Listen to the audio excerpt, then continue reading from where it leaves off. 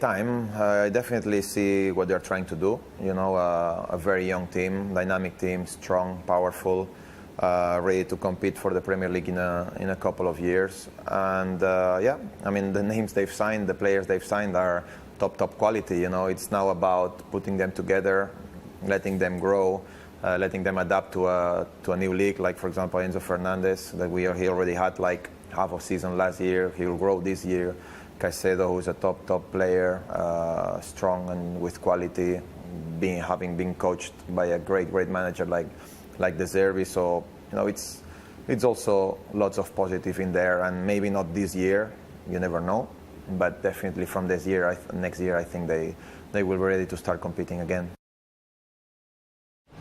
Well, let's stay with the theme of Chelsea then, because I'm sure Cesc Fabregas would like to know what you've got to say, Calvé Solocol, about Marc Cucurella.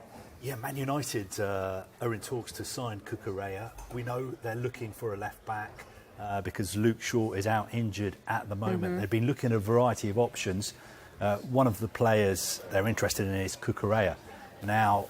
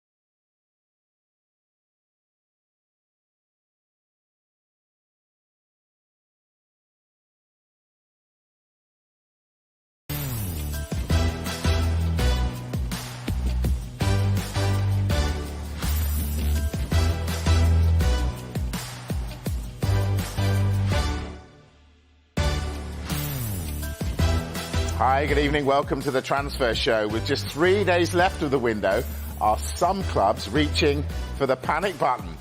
Yep. And we're going to ramp up the pressure in the next 30 minutes. Yeah, coming up, Manchester United are still in the market for a midfielder. So could Erik ten Hag be reunited with another of his former players? This time, Pierre-Emile Hojbjerg.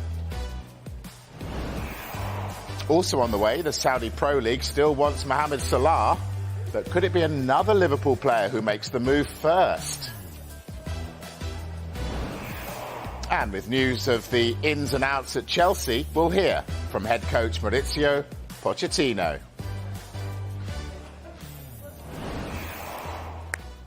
So, it's Transfer Show, which means breaking transfer news. What have you got? Yeah, this was just broken by David Ornstein from The Athletic in the past 10 minutes or so, and that is that Manchester United have made an offer to Chelsea for their defender Marc Cucurella.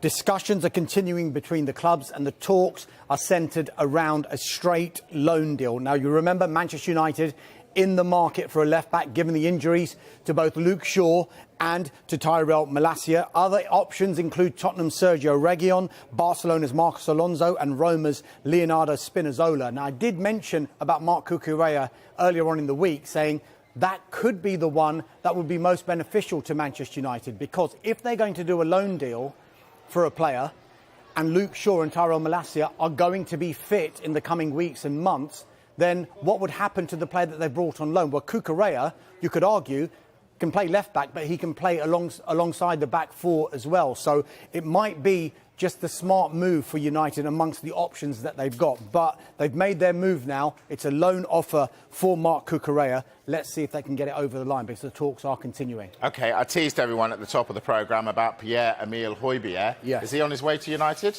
Right. Yesterday we'd heard that he'd been offered to Manchester United, and Manchester United have been offered the chance to speak to Pierre-Emile Hojbjerg. We are now of the understanding that United have made initial contacts over the conditions of a deal for the Tottenham midfielder.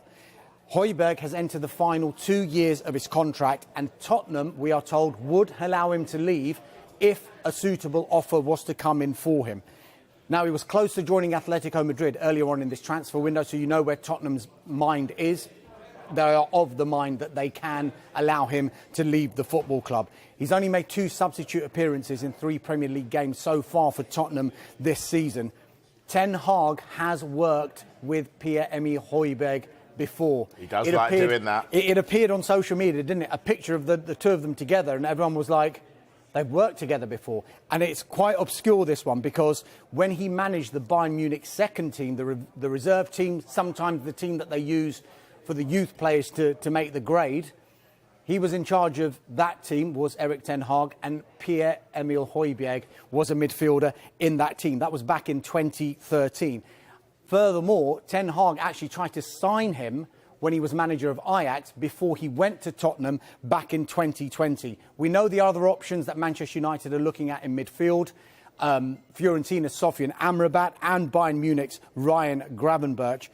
Ten Hag likes both players. He's managed both players before as well, Amrabat at Utrecht and Gravenberch at Ajax. And while a deal for Amrabat in particular cannot be ruled out, it just seems the majority of the noise is coming from the Italian side and the players' camp, who are trying to maybe get a deal done with Manchester United rather than Manchester United being proactive to try and get that deal done the other way around. As far as Amrabat is concerned, we understand that he does want to come to United. He's currently training away from the first team squad at Fiorentina because they want to get his head right before the end of the transfer window if he does end up staying. But for now, he is training away from the first team squad. There is still a chance, having said all of that, that there might not be any major incoming arrivals at Manchester United for the remainder of this window. But they are in talks with Chelsea over Cucurella and potentially targeting Pierre-Emile Hojbjerg as well. OK, and what about the goalkeeping situation? What's happened there? Yeah, this one looks like it's close now. Dean Henderson's move to from Manchester United to Crystal Palace looks close. It's close to being finalised, we are told. The fee is understood to be in the region of £20 million.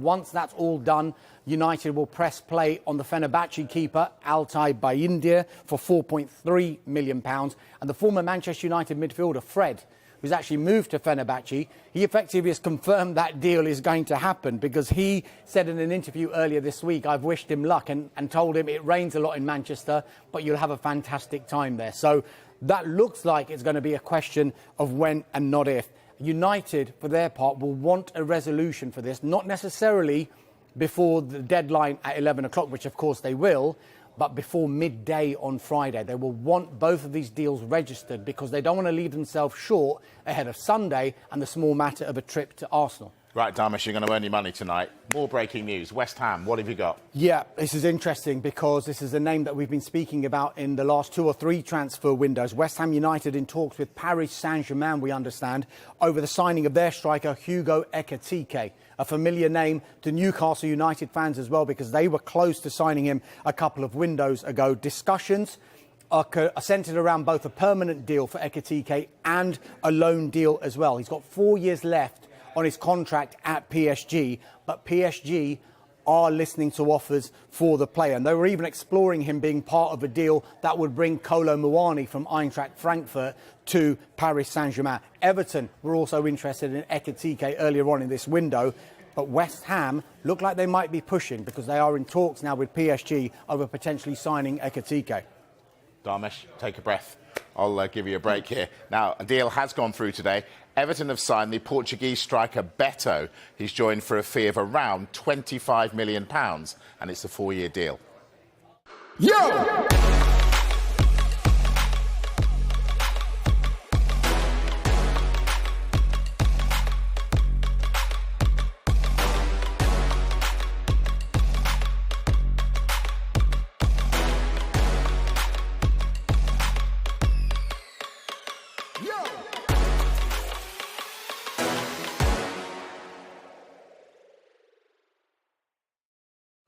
So that's Beto with Everton. Now, we know Wolves are playing this evening. Is it fair to say that Mateus Nunes won't be in that side?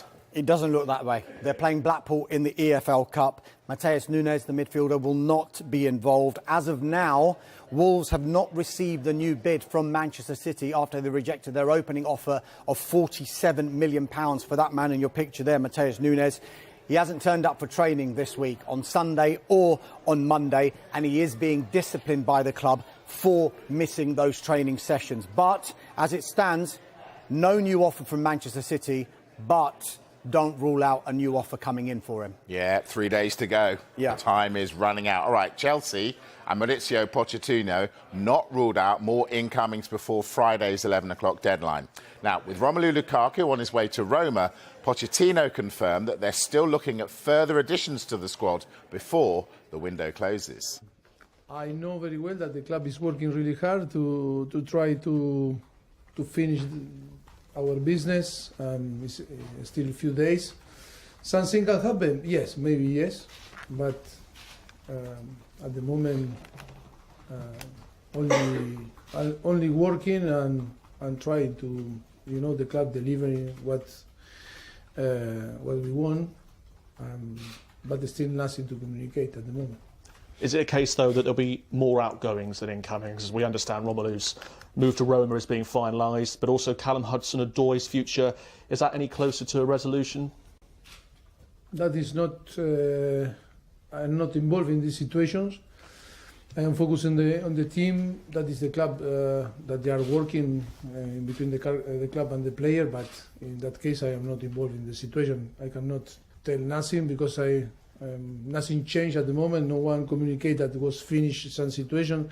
And for sure, when something will be done, will the club communicate to you. But at the moment, nothing changed the situation. There's just a couple more I want to ask you about. Marco Correa, there's suggestions that he might go out on loan. Manchester United have shown some interest. If he was to leave, would that leave you short in that position, do you think? But I cannot talk about supposition or rumours. I cannot talk about rumours. I think nothing, at the moment, nothing changed. He's, for tomorrow, he's going to be able to play. And yes, at the moment, the club didn't inform to me nothing about this situation. And the last one, Chalobah, that same situation with him. But he's injured. He's injured. He's not going to play tomorrow. Same situation. All the decisions, I think were made before the start of the preseason, and then things can happen, like in the case that Kepa or different player. But I think in and out, after it's a convenience of the club and the player, and that is always we are open to listen people and what they want. But always it's about 50-50. The situation that is about the player and the club. Right, he's not giving much away there, so let's do a bit more digging. Yeah. Okay, which position is he looking at bringing someone in? Right, earlier on, even last week, Mauricio Pochettino in a news conference said there were two positions he was looking for, goalkeeper and a forward player. The goalkeeper sorted. Jordi Petrovic has come from New England Revolution, so that one is done. It's the forward player that they're looking for. There have been so many names linked with Chelsea, and there's so little time now to be able to do a deal. There is still a chance that Chelsea will not bring in a forward player in the remaining 3 days. We know that there's been links with Brennan Johnson, there's been links with Barcola of Lyon, a number of other players as well. As it stands, I'm still trying to find out who this forward player is going to be, because there are so many names out there and so many names that have been ruled out of question. I was just told on the phone for a couple of them. I don't know where you've heard that from. That's total and utter rubbish. So I'll continue to dig, but it seems that the forward position is an area that Chelsea do want to strengthen in. They brought in David Washington, didn't they, from Santos. It's not necessarily going to be the case that if they don't bring a forward player in, David Washington will stay at the club. I think they want him to get regular first-team football. Is he ready to get regular first-team football at Chelsea, regardless of whether there's a new arrival or not, or will they allow him to go on loan for this season and still try and pursue another forward player? But they are definitely in the market to bring in that one player. And when we know that one player, Darmish will find out and tell us. All right, he was tight-lipped about Lukaku. What's going on with him now? Yeah, this is developing. He didn't say much, but we now know that Romelu Lukaku is in Rome. He has landed in Rome. He's expected to take a medical before formally signing for Roma on a season-long loan deal. It's thought that the loan fee could be between £7 million and £8 million, depending on whether he fulfills certain performance-related conditions. Now, it's interesting how Roma have been able to do this deal, because as recently as 3 weeks ago, they weren't even in the picture, because in an ideal scenario, Chelsea wanted to do a permanent deal. Roma couldn't do that. In the last week, they've relaxed their stance. They said, we will welcome a loan deal, maybe a loan with an option, provided that the club that he goes to pays for the wages. Now, there's two issues there. They couldn't have done a permanent deal, but they could do a loan deal. So that was one issue sorted. The wages, he's on big wages at Chelsea, and we don't think Roma could have afforded all of the wages that they would have had to have paid Romelu Lukaku. However, we understand that Romelu Lukaku has actually taken a wage cut to make this deal happen. And not only has he made a wage cut to make this deal happen for this season, he's taken the wage cut for the remainder of his contract, which runs until 2026. And almost in exchange, there's been a release clause inserted into the remainder of his contract, which has been described to me as a realistic release clause, so that if he was to come back and Roma don't want to pursue a permanent deal in any shape or form, there would be a realistic release clause that would be in place whereby a club could come in and buy Romelu Lukaku, because it's clear he's not in Mauricio Pochettino's plans. Some reports are suggesting that release clause is in the region of £38 million. OK, and picking up on another name that Pochettino mentioned but didn't say much about, Chalobah. What can you say about him? This looks like it's developing as well. Bayern Munich now in talks with Chelsea over the signing of Trevoh Chalobah. Bayern see him as a replacement for Inter Milan-bound Benjamin Pavard. Benjamin Pavard could have joined Manchester United, of course, had Harry Maguire left. We know Harry Maguire, as it stands, is staying. Pavard had to look for alternatives. He's in the final year of his contract at Bayern Munich. The deal is worth over £28 million that takes Pavard from Bayern Munich to Inter Milan. But the deal under discussion for Trevoh Chalobah from Chelsea to Bayern Munich is understood to be a permanent deal. And if agreement can be reached between the two clubs, between Bayern Munich and Chelsea, then the decision will rest with Trevor Chalobah whether he wants to move or not. He is understood to be open to that move, to join up with Harry Kane. OK, now, we know that the Saudi Pro League wants Mohamed Salah. We know that.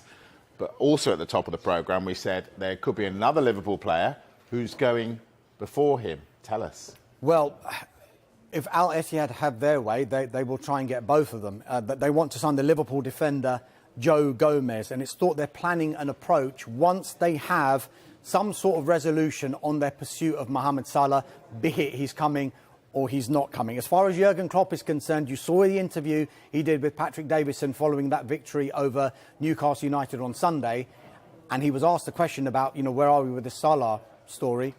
There's no story. It's done as far as he's concerned. He is staying at Liverpool. And I think Al Ittihad will likely get a similar response with regard to Joe Gomez. He only signed a new contract at Anfield last summer that takes him until 2027. And he actually came off the bench when Virgil van Dijk was sent off on Sunday against Newcastle United after 33 minutes. So he did come on. It looks like he's part of the plans. Doesn't look like Liverpool will want to sell him. All right, let's take a break. When we come back, Nottingham Forest are working on 5 deals.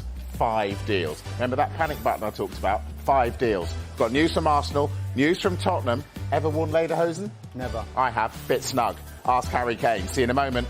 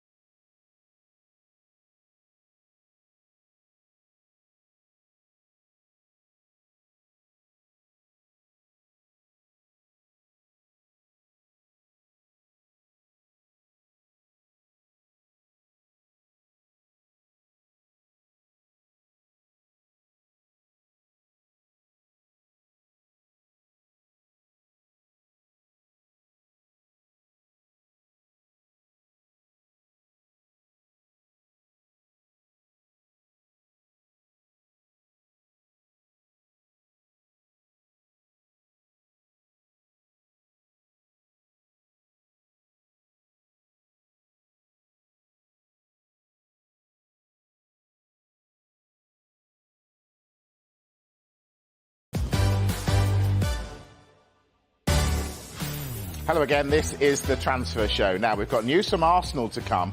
Before that, though, Sky in Germany are reporting that Eric Dyer has been offered to Bayern Munich. As we've mentioned, the German champions are already in talks with Chelsea over Trevor Chalobah. No agreement as yet, though. But if Dyer were to go, he would, of course, be reunited with his former Tottenham teammate, Harry Kane.